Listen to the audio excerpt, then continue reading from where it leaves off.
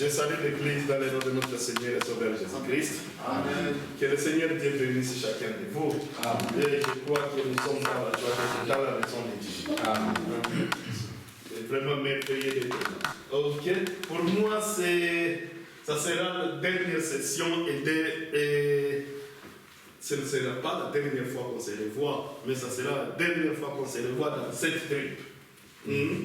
Parce que je termine aujourd'hui. Dieu voulant, par le samedi, je suis déjà en route vers ma maison. J'ai déjà les appels qui m'attendent là-bas. Que le Seigneur Dieu vous bénisse pour notre hospitalité. Amen. Et qu'il vous bénisse encore pour avoir été là chaque jour lorsqu'on a rendez-vous pour écouter sa parole. Que Dieu vous bénisse sincèrement. Il y a une chanson que j'ai toujours chantée pour dire au revoir. I would like you, brother, to find me that song. J'aimerais que frère, tu puisses me trouver cette chanson si ça y est en français. Je connais ça en anglais. J'ai cherché dans votre livre, je ne trouve pas ça. En anglais, c'est God be with you till we meet again. Et en Swahili, c'est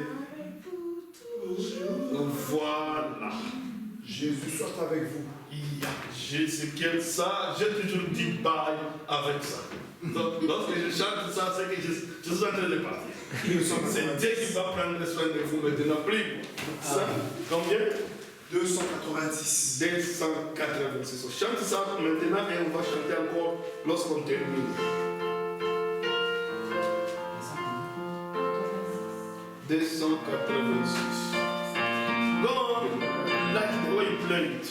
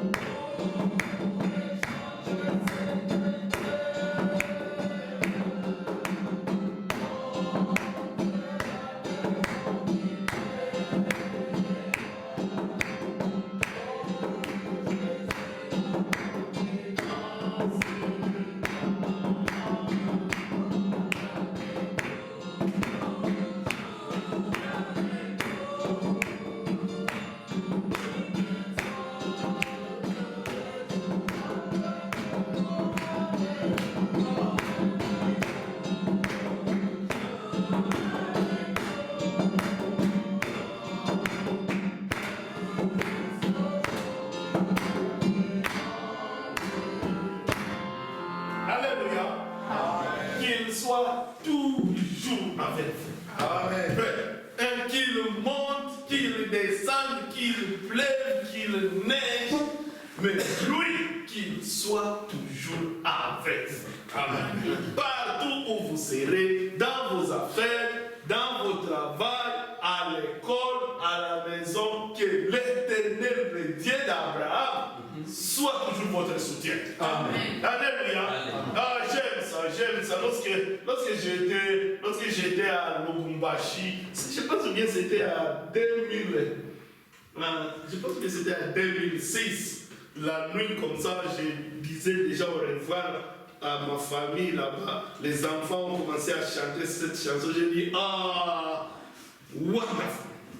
Quelle façon de dire goodbye. On te souhaite ça. On est partout, et surtout en Swahili. Aïe. Lève-nous, frère, nous allons. Tu ne sais pas l'âge. C'est cantique, frère. Les cantiques elles-mêmes nous inspirent. Amen. Parce que ça dit la vérité de ce que nous sommes en train de vivre. Alléluia. Amen. Que Dieu soit loué. Vraiment, les gens qu'il a inspirés pour écrire ces chansons, que Dieu les bénisse beaucoup. Amen. Nous allons lire pour conclure notre enseignement que nous avions commencé il y a de cela 2 semaines. Nous allons conclure ça aujourd'hui. Nous lisons Daniel 9, depuis le verset 24. Nous allons lire verset 24, 25, 26 et 27. La parole de Dieu dit ceci. Daniel 9, depuis le verset 24. 70 semaines ont été fixées sur ton peuple et sur ta ville sainte pour faire cesser les transgressions et mettre fin au péché, pour expier l'iniquité et amener la justice éternelle, pour sceller la vision et les prophètes et pour oindre les saints des saints.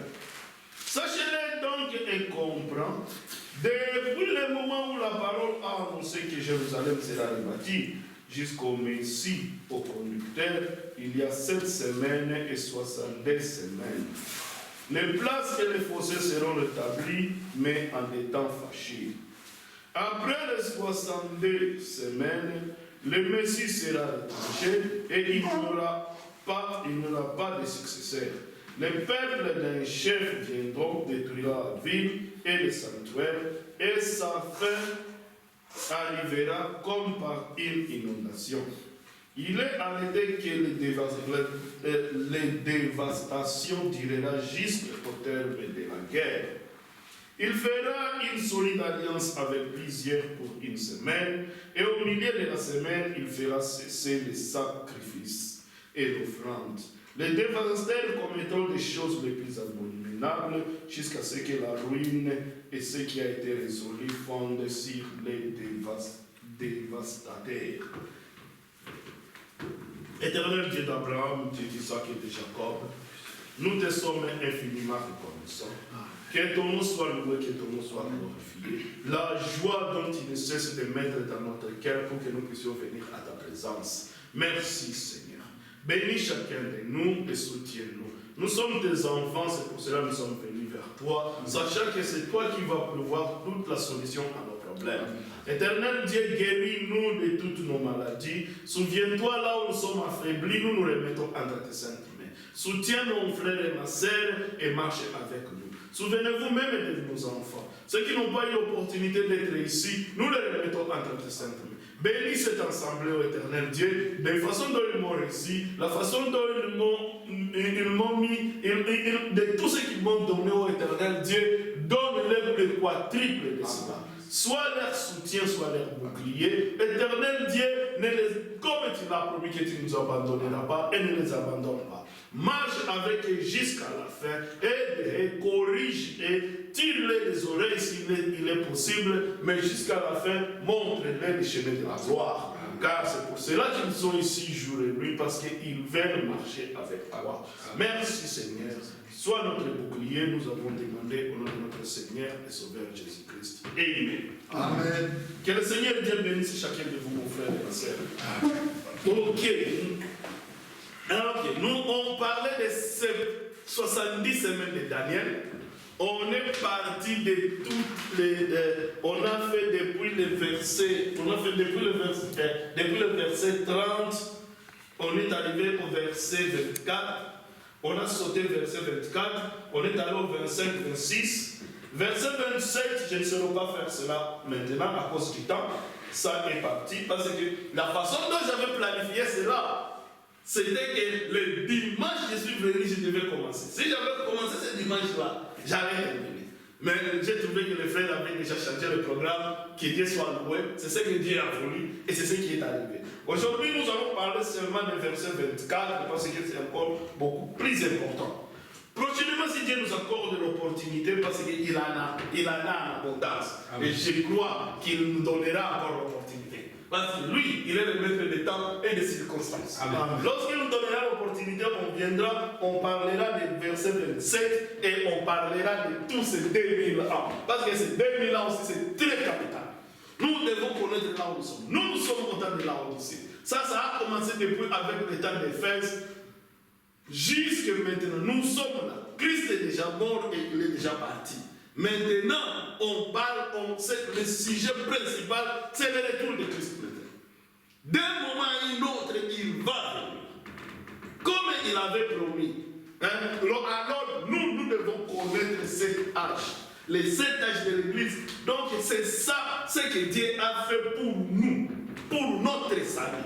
Les 70 semaines, c'était pour le salut des Juifs seulement. Comme je l'avais dit, c'était pour les Juifs et pour Israël. Les 2000 ans que Dieu a mis les 70 semaines en break, on appelle ça des temps de grâce, ça c'est pour nous.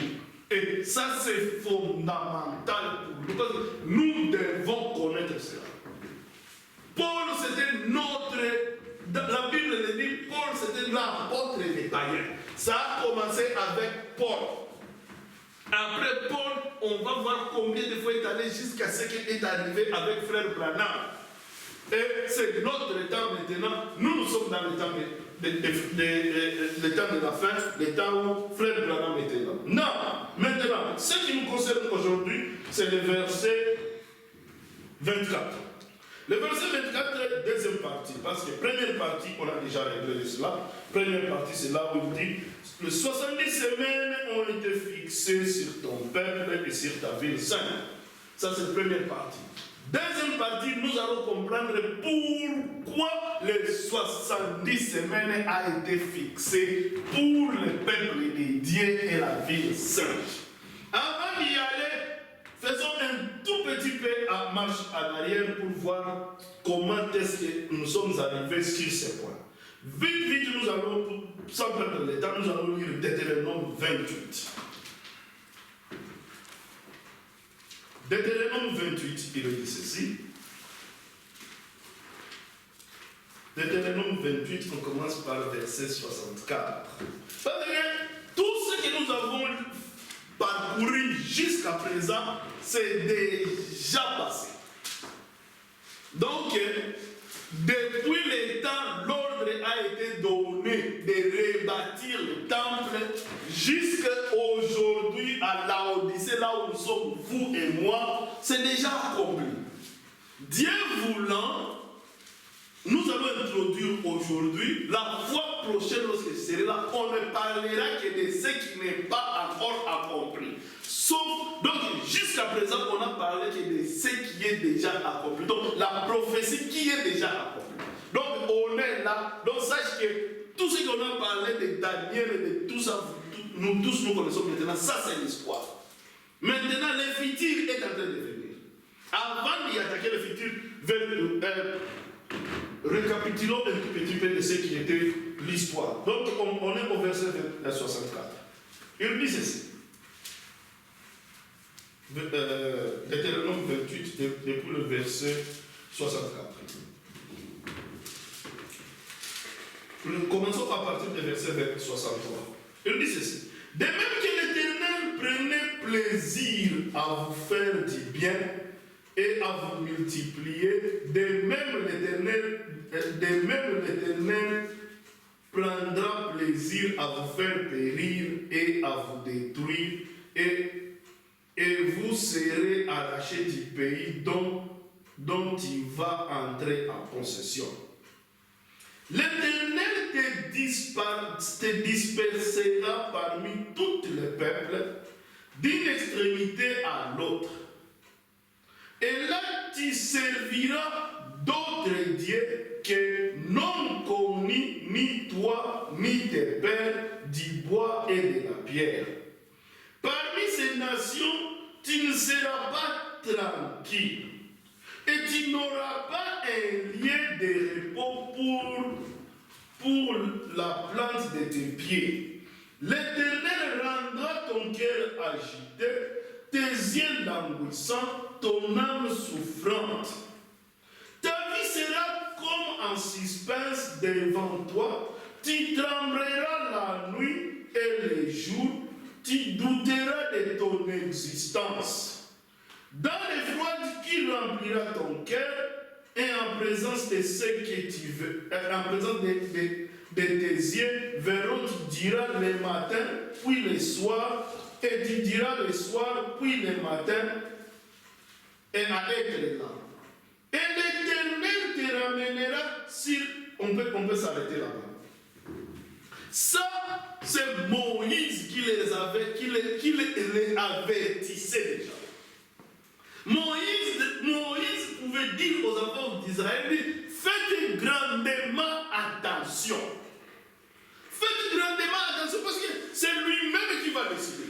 Et lorsqu'il va décider, il va vous chasser tous. Frère, s'il y a un peuple qui jusqu'aujourd'hui vit dans l'incertitude, c'est ce peuple-là. Le peuple d'Israël. Jusqu'aujourd'hui, comme Dieu l'a dit ici, c'est comme ça s'est fait jusqu'aujourd'hui. J'ai été choqué. En 2005, en Angleterre, frère, je n'avais pas encore eu la révélation profonde de ces histoires. En Angleterre, à Londres, on a un quartier, on appelle ça Finchley. Dans ces quartiers, frère, c'est comme ici chez vous, comme vous avez les Arabes partout. Dans ces quartiers-là, ce sont que des Juifs. Si tu sors comme ça, juste tu vas voir les gens avec des zambas noirs là-bas et les enfants, les hommes en corbeau, donc noir, blanc, cravate, long chapeau. Tu vois comment ils vont toujours en famille. Dans ces quartiers, ils sont comme ça. Un jour, j'ai traversé le quartier parce que à ce temps-là, je vivais à Londres. J'ai traversé le quartier comme ça. Frère, il y a eu deux juifs et une femme. Ils venaient opposer de moi. Moi, j'y allais et ils venaient. Ils traversaient déjà. Ils ont déjà traversé la route. Ils traversaient la route maintenant. Tu sais, la route, il y a les bordures. Ils sont déjà de l'autre côté. Frère, ils passaient comme tout le monde. Une voiture venait de l'autre côté. Frère, le chauffeur de cette voiture, comment il les a suivis, c'est trois types, juste la façon dont ils sont habillés, ils savaient déjà que ce sont des juifs. C'était une fraction de seconde, il allait tuer tous les trois. La façon dont ils ont sauté, alors j'étais choqué. Je me demande, mais au bordure, pourquoi ces types vont faire monter la voiture au bordure, juste pour chercher à cogner les gens? Avec le temps, je viens réaliser, oh, c'était des juifs. Et donc, cette haine dans la nation, les hommes de ce monde cherchent sérieusement. Dieu dit partout où vous êtes. Et partout. Aujourd'hui, si on a des grands savants, si on a des grands millionnaires, ce sont ces gens.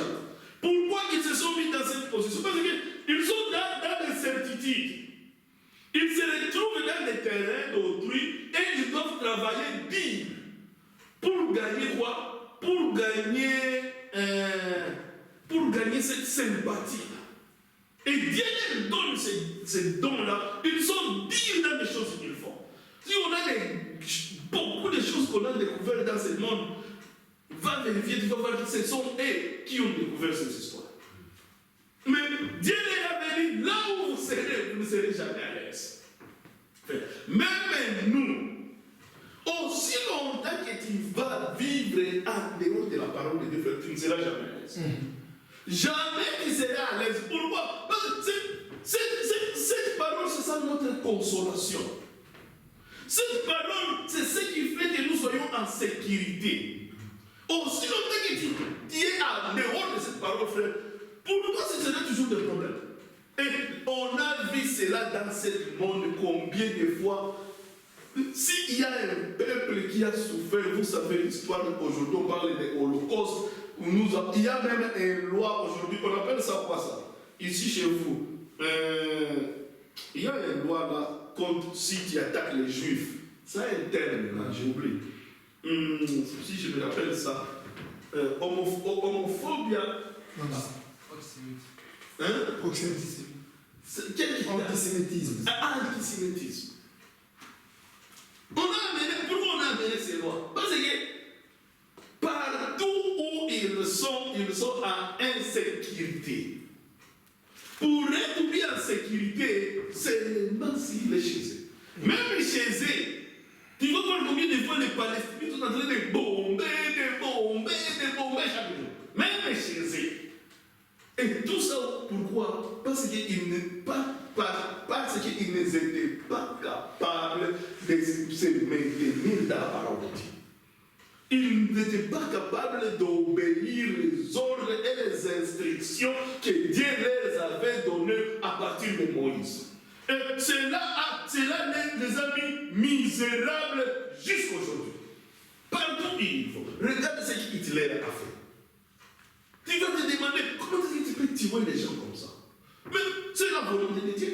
Dieu dit que Dieu permet cela pour ça. Dieu autorise cela. Dieu les a dispersés partout au monde. C'est Dieu, Dieu lui-même va te dire que j'ai endurci le cœur de Pharaon. C'est lui qui a endurci le cœur de Pharaon. Il va te dire que non, Nabucodonosor c'est mon serviteur. Je vais envoyer Nabucodonosor. Donc, même Hitler, il connaissait le plan d'Hitler. Parce que s'il ne pouvait pas ressusciter Hitler, qui va rentrer? Mais l'État est en train de partir. Comment est-ce qu'il va rentrer? Il fallait secouer sérieusement. Frère, il a secoué sérieusement en 1948. Le 14 mai en 1948, le monde dit non, ça va maintenant. Il faut donc, parce qu'il y a eu des négociations et des négociations à l'ONU pour donner ces gens aussi intérêt. Ils ont souffert. Quel peuple n'a pas d'intérêt? Tout le monde se demandait, tout le monde a l'intérêt, mais ce n'est que ces peuples. Parce que l'intérêt est déjà occupé. Il y a eu des négociations. On te dit qu'en 1900, en quoi ça, le 14 mai 1948, on a signé. Israël devient une nation. Mais frère, il faut voir la fête. On te dit qu'ils ont fêté, ils ont célébré. C'est Dieu qui les avait promis. Dieu leur avait dit. Dieu leur avait déjà. Écoute ce que Dieu dit en Zacharie. Lisons Zacharie.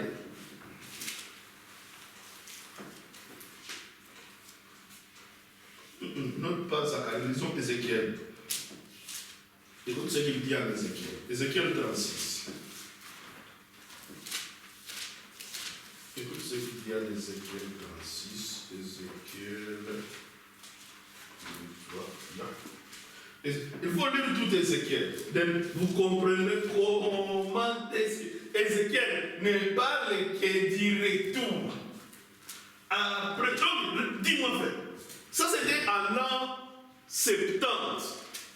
Ça a attendu jusqu'en 1948. 1948, c'est au temps de la Odyssée. Regardez-moi tous ces temps. Depuis l'an 70, Dieu les avait chassés.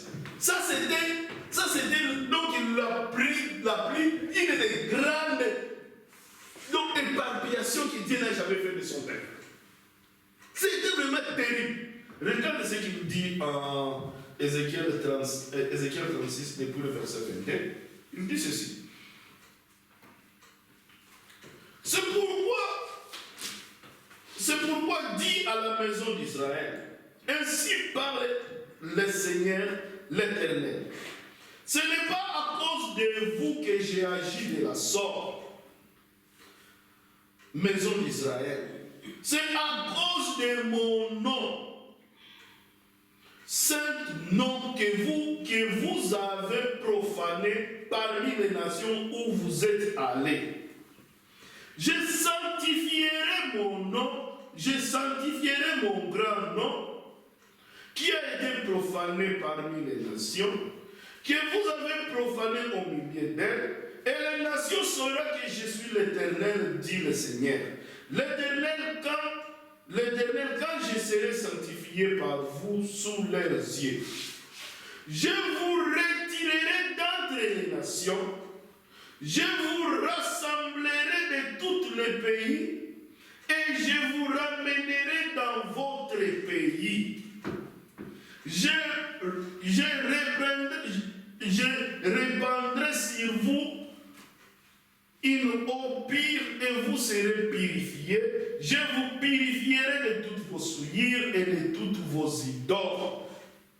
Frère, oh, tout Ézéchiel.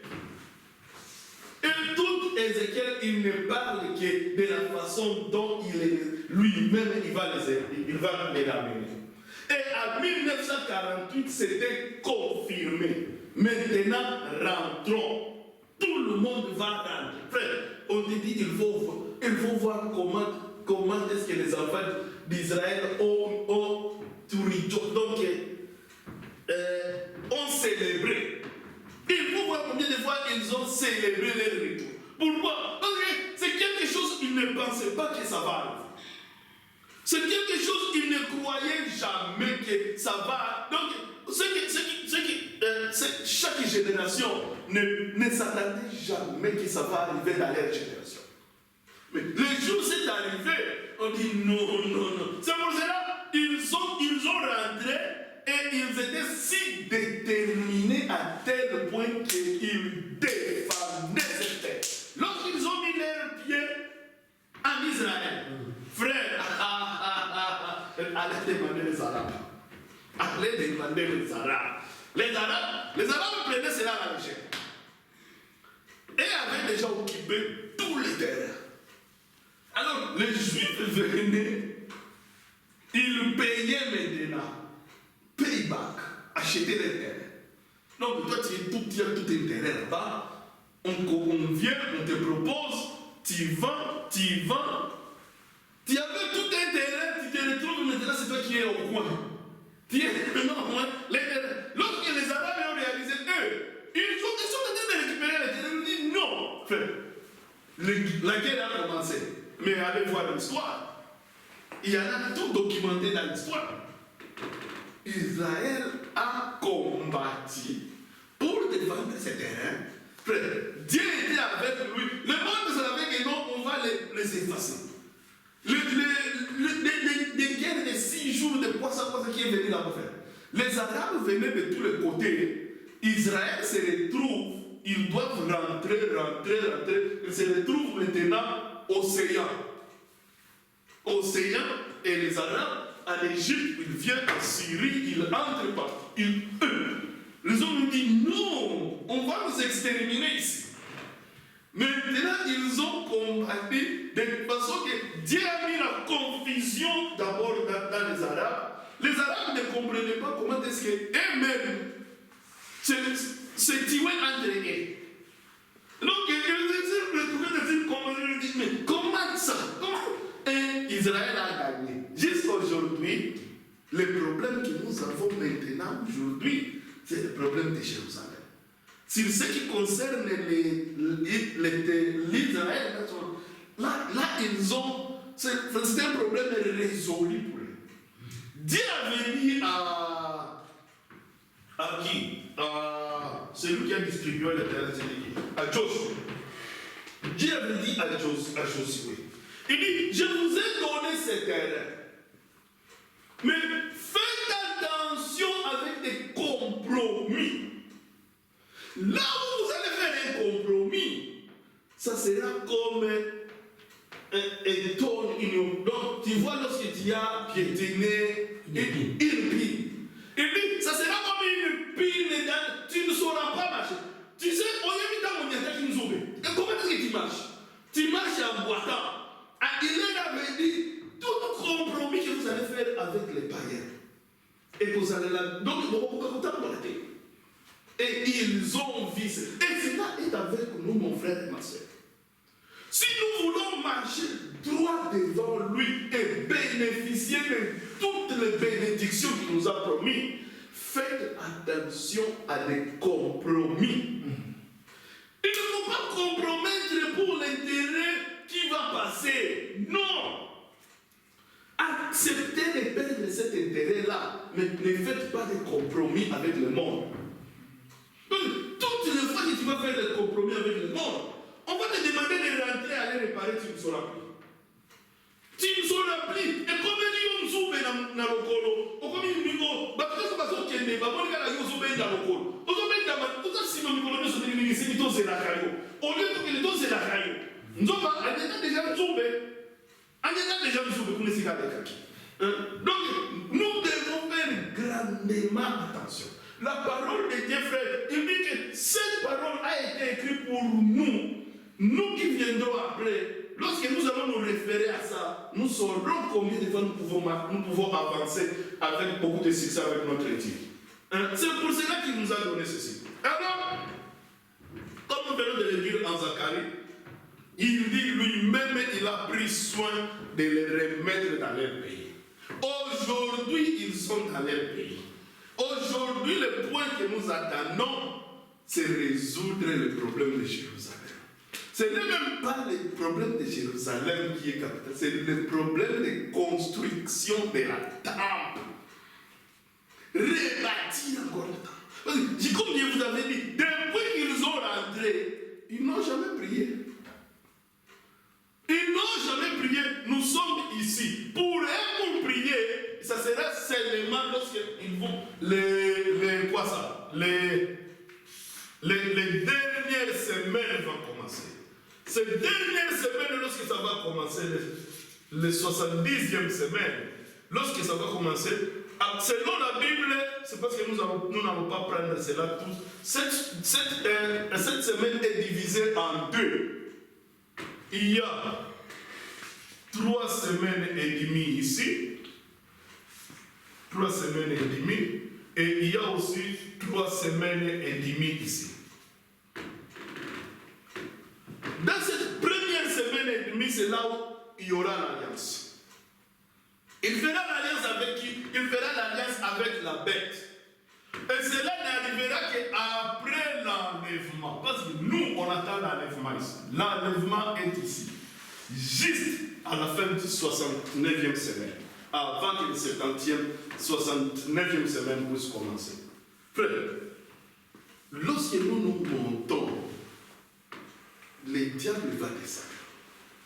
Et ça, c'est certain. Aujourd'hui, nous savons que nous savons la bête par révélation. Mais la bête n'est pas encore là. Mais nous savons que la bête va venir.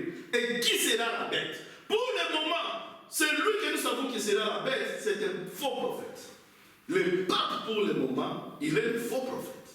Il n'est pas encore la bête. Mais ici, ce jour-là, il deviendra la bête. Dieu va lui retirer le cœur de l'homme et lui donner le cœur de l'animal. Lorsqu'on te dit la bête, ce n'est pas un taureau, ou bien un bifalo, ou bien un non.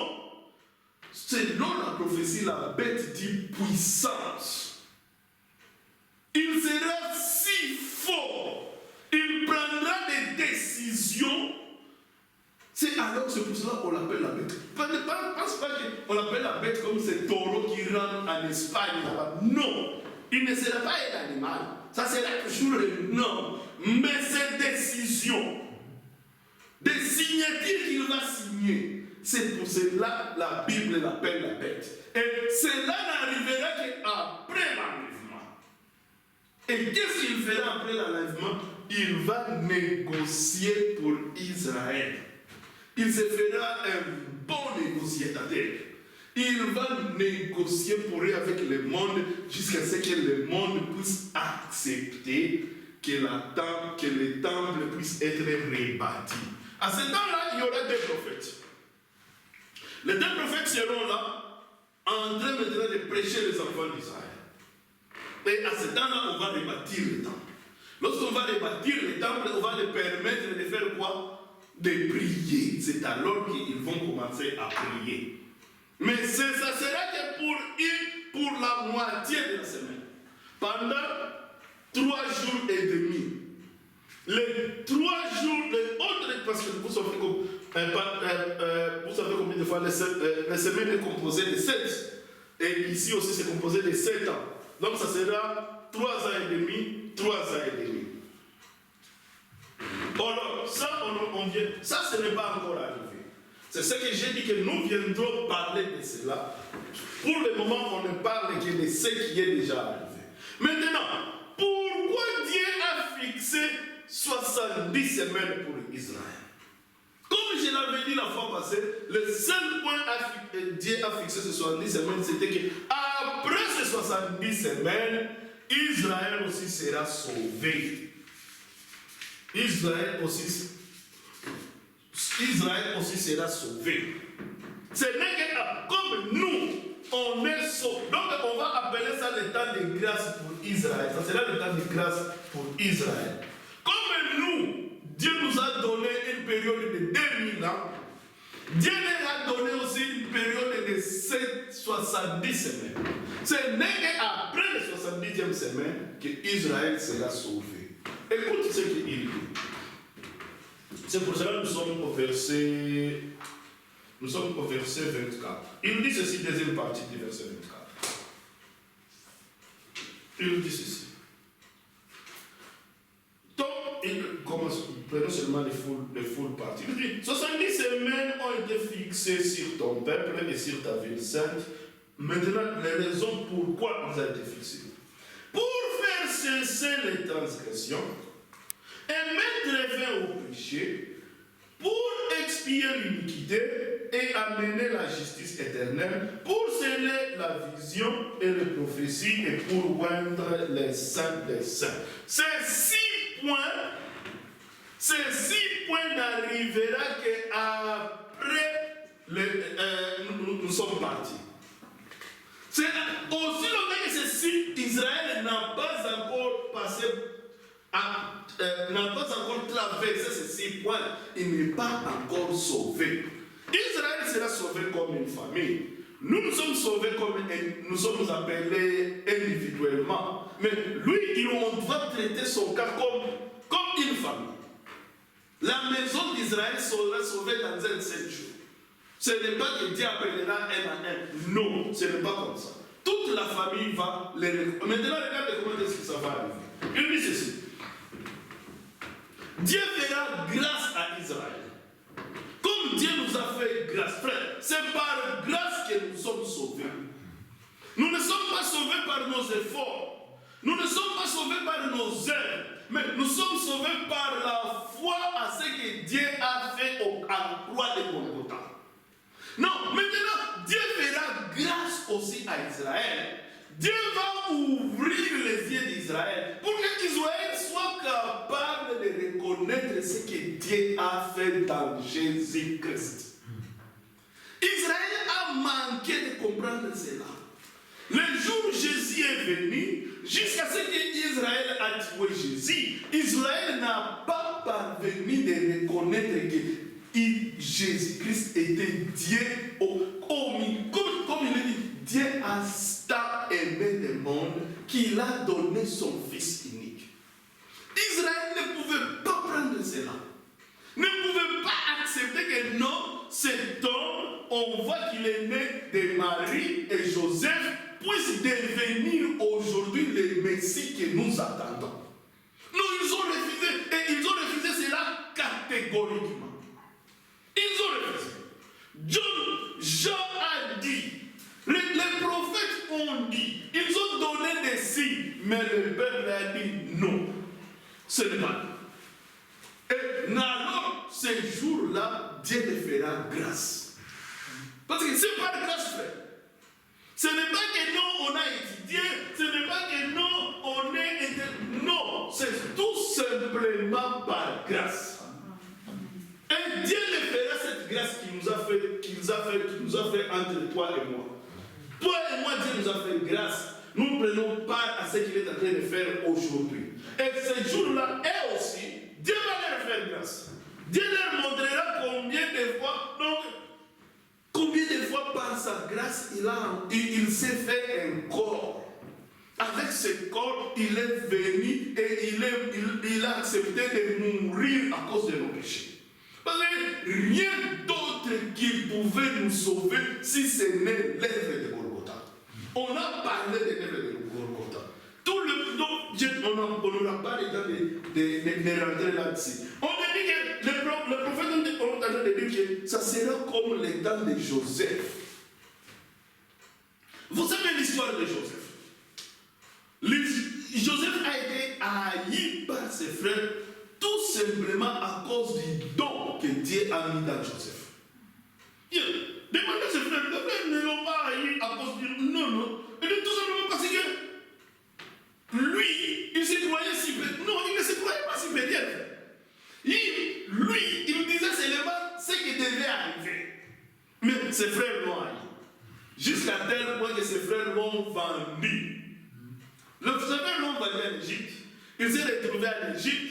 Vous savez ce qui s'est passé en Égypte. Joseph s'est retrouvé en prison. Vous savez ce qui s'est passé en prison. Joseph s'est retrouvé. Il est devenu le prince en Égypte. Maintenant, il y a eu famine partout. Ses frères sont allés chercher la nourriture. Les frères, lorsqu'ils sont venus en Égypte, c'est lui, Joseph, qui a reconnu ses frères.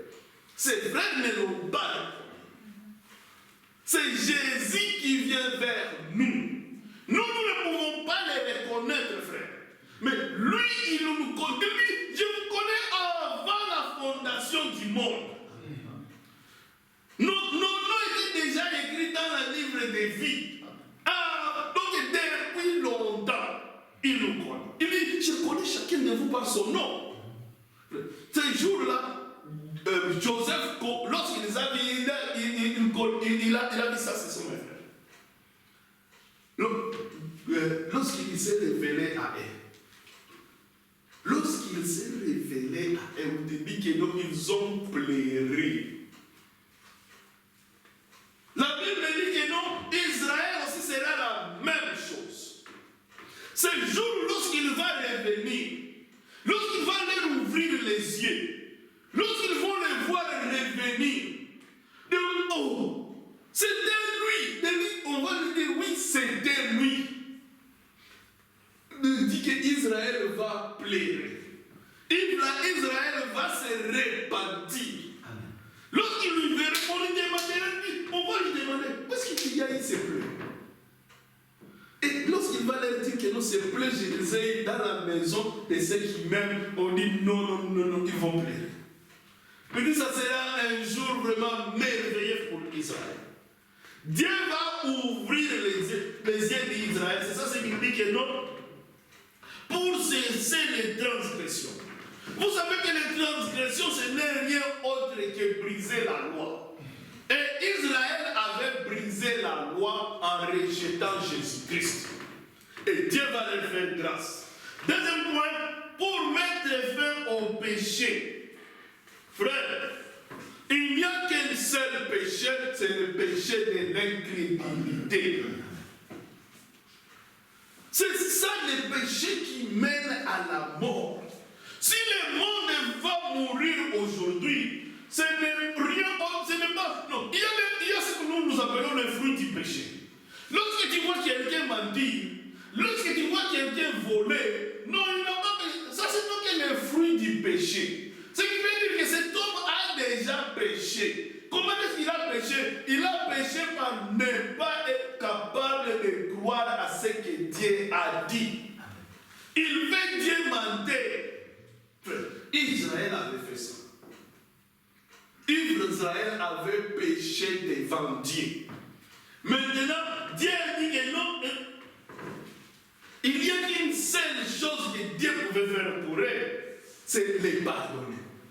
Les pardonner de ce qu'ils ont fait ce jour-là à Golgotha. Voyons ce qui est. Regardons ce qu'il dit ici. Regardez ce que Zacharie dit. Lisons Zacharie 12, 10. Voir combien est-ce qu'Israël va répartir. Dans Zacharie, c'est Zacharie.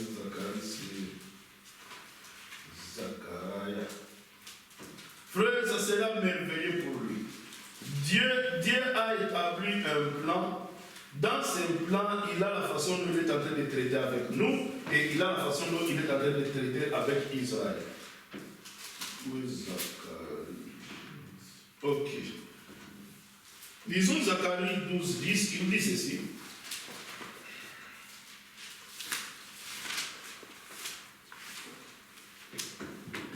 Zacharie 12, à partir du verset 10. Il dit ceci.